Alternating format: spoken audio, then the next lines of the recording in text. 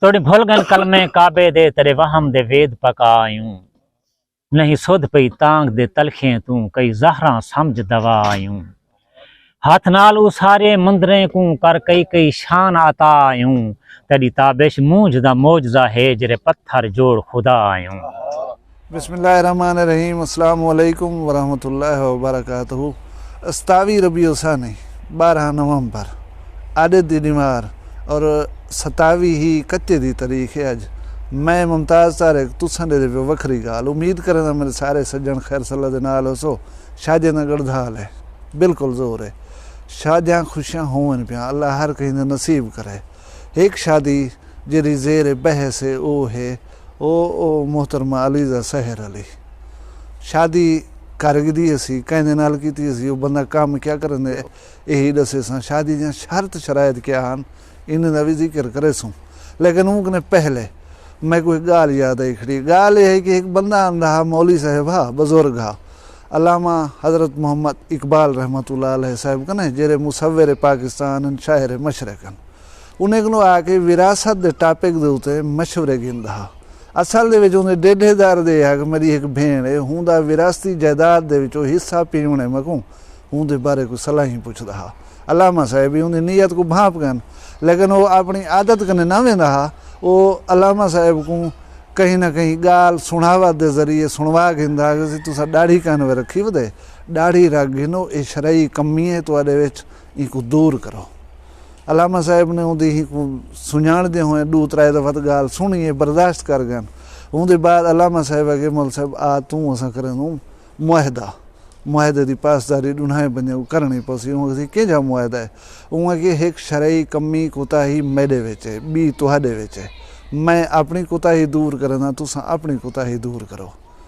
भला मज़ीद तफसील पूछिए तो डॉक्टर साहब ने आखे कि बाबा दाढ़ी न रखण चेहरे दे उत्ते सुन्नत रसूल को अपने चेहरे दे उत्ते ना उगावण एक शरई कमी है कोताही है। मैं तस्लीम करना ये कमी मेरे विच है पई, मैं को दाढ़ी रखनी चाहिए है। इवें ही बिल्कुल एक शरई कोताही है तुहाडे विच तुसा भेण दा हिस्सा हड़प करण दा जरा सोचेंदो ॾींहुं सारा मैं कने सलाही भी गिंदो तो कोई राह गुलेंदे वदो बिली लाभ पवे तो या मडी पचा वञा। तुसा ए कोताही दूर करो, मैं अपनी ए कोताही दूर करना। मौली फितकिया गया मुआहदा न किया, मौली वो अपनी गाल दे उत्ते ना खड़ा। अल्लामा साहब दे चेहरे दे उत्ते दाढ़ी ना उग सकी। ए आदन खुद मियाँ फजीहत दी करारा नसीहत ना असा नसीहत करण जोगे ना साडे विच कोई गुण। अलीज़ा सहर जाने ऊंदा जाने शौहर दिल मोहम्मद असाडा बाबा कोई लेना देना कहे नहीं, ना कोई सलाह है साडी ना कोई मशवरा है साडा। बहरहाल एक जवान वेंदा ब्याह उबाला उबाला सिर दे उत्ते दखी रखी वेंदा। दखी आदन इवें देगड़ी कने गडवी कने छोटी जी चौखी होंदी है छोटी देगड़ी आ गिनो वो सिर दे उत्ते रखी तो उबाला उबाला टुरदा वेंदा हा। बिया बंदा मिल गया उहाँ कहता खैर है उबाला किॾे वेंदा पई। उहाँ के यार अञा मेरी ज़ाल होंदी हिक वो मैं कने गेन गई तलाक परनी गई वञी ॿिए को हुण ॿाल ॼणे थी पई को घिउ पुचावण वेंदा पिया। मतलब गैरत दे तकाजे दे तहत इंतहाई भयानक ॻाल्हि है। बंदा चौंक गए उहाँ के यार तेरी ज़ाल होंदी है तैं कने घेनी तलाक गई है परनी भी ॿिए को खड़ी है हुण वो वियावे घिउ खावे न खावे मरे तेरा क्या ताल्लुक है तू घिउ चाहिए तो चौखड़ चाती वेंदी। उहाँ के भाई यार तोड़े मेरी ज़ाल नहीं रहेगी बेकू वंज परनी है, लेकिन मैं कहीं पुरानी वफा गुजराए हुआ याद कर कर हूँ घिउ ॾेवण वेंदा पिया। घिउ खोसी छो सुखी थी पोसी। ये वाकई दिल वाले कम होना कि एक चीज़ जेरी जहान ॾिठी करे और हर एंगल नाल ॾिठी करे हूँ को भी गोदा सीने न लागे न हे दिल गुरदे दा कम जरा मेरा ख्याल है आम आदमी दा कम नहीं। वो बंदा खास है जरा ये कम कीते। वो बहादुर शेर दिलेर जवान है दिल मोहम्मद माल दा व्यापार करें दे मेही गमी घेन करें वला आगू ते वेचां 4 पैसे कमा के दे कोई मतलब ये जरा वड्डा बिजनेसमैन नहीं।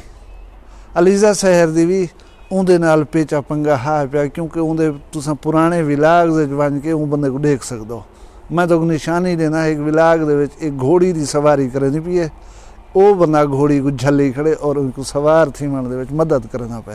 ये वो जवान है दिल मोहम्मद ना ही दिल ऐसी जवानी दिल वाला है माशाअल्लाह। इन्हें शादी की थी 3 शर्तें दे होता है तुसा वो शर्तां काबिल गौर न सुन सो। पहली शर्त यह है कि मैं इहदे घर तो वेसा कहना ये इत्थां ही राह सी मेरे कोलों।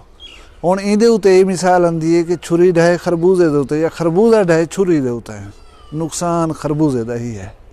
दूजी शर्त है जिहड़ी वो ये है कि मेरी टिकटॉक दी, यूट्यूब दी या सोशल मीडिया दे दीगर जराए नाल जेरी भी इनकम हो सी वो मेरे प्यू कने वेसी, ईंक ने कहना वेसी।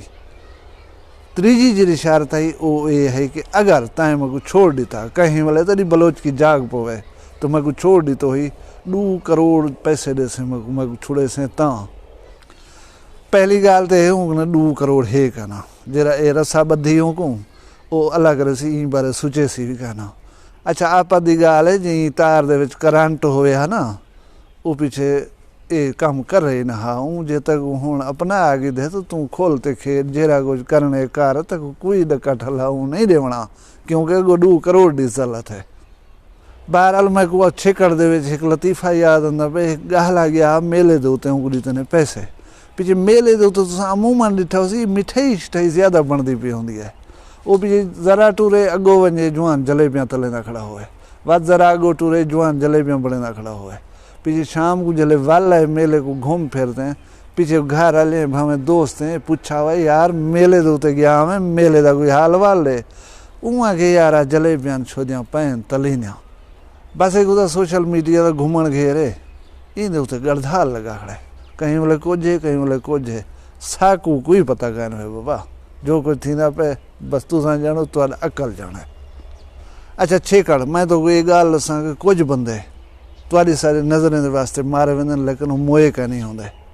उनकी मिसाल है सिद्धू मूसेवाला। मई 2022 दे विच वो बंदा कतल थे यानी 18 महीने 1.5 साल थी गए उनको मोए हुए।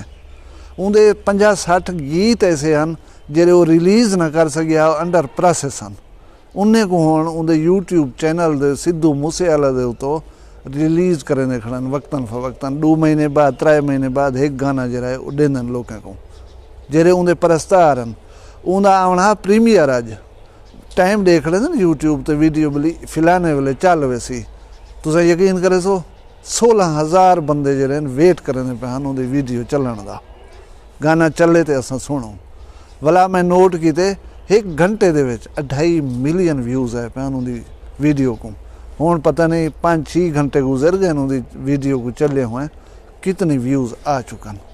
वो बंदा जो हा जे चाहा लेकिन क्या उनको समूह होया 18 महीने बाद ही उनकी एक गाल जो आंदी है ना उनको करोड़ों लोग जरा देखने वास्ते सिके ते थे बैठे उन्होंने। आओ कोई इहो जा सोचूं सही असां मारे जो वञूं ना असांखे लोग चंगे लफ्ज़ याद करन।